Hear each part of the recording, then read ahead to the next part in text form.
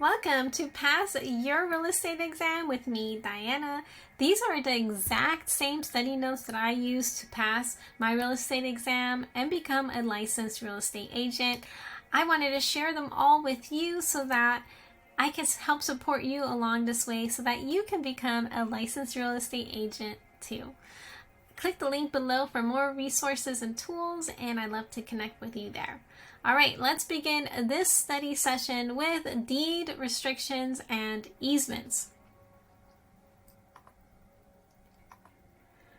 There are private land use restrictions. I like to remember this by the term Dell, like the computer brand Dell.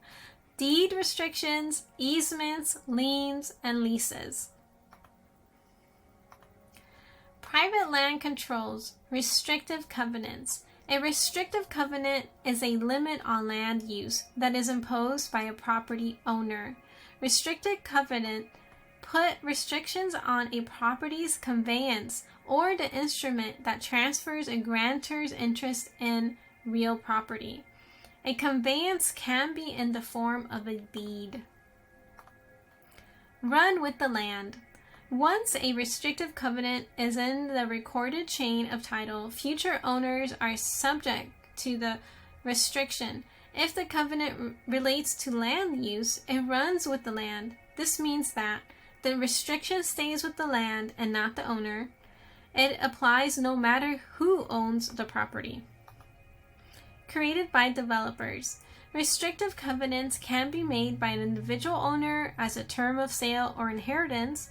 An owner could create a restrictive covenant that prohibits the future owners from smoking on the property or from tearing down a beloved shed. Deed restrictions. One common type of deed restrictive covenant is a deed restriction. A deed restriction is a provision in a deed that restricts the land use of a property. It is attached to a deed, runs with the land, and applies to all future owners of the property. The terms deed restriction and restrictive covenant are often used interchangeably, but the difference is that a restrictive covenant isn't necessarily attached to the property's deed, while a deed restriction is. Easements. An easement is an interest in or a right to use another individual's land or property, generally for a specific limited purpose.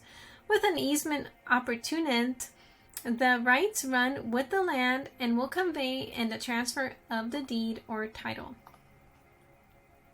An easement gives one party the right to access another party's land. This access can be granted to public entities or private individuals. For instance, a right-of-way is an easement giving the holder the right to cross another's land.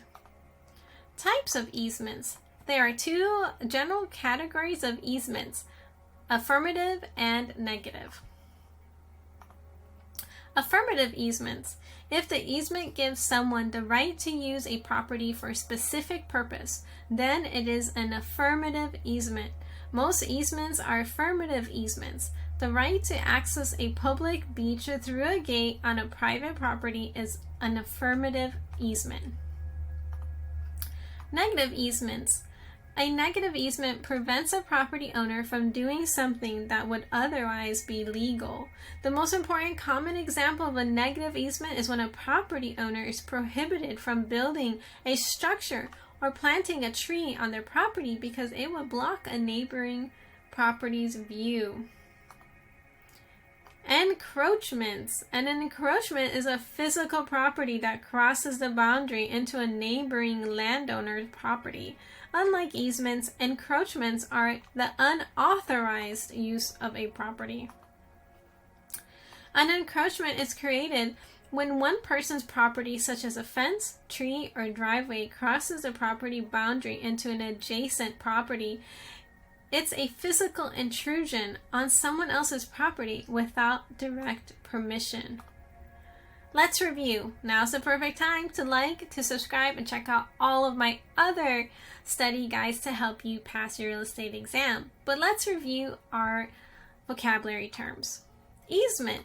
An interest in or a right to use another individual's land or property, generally for a specific limited purpose.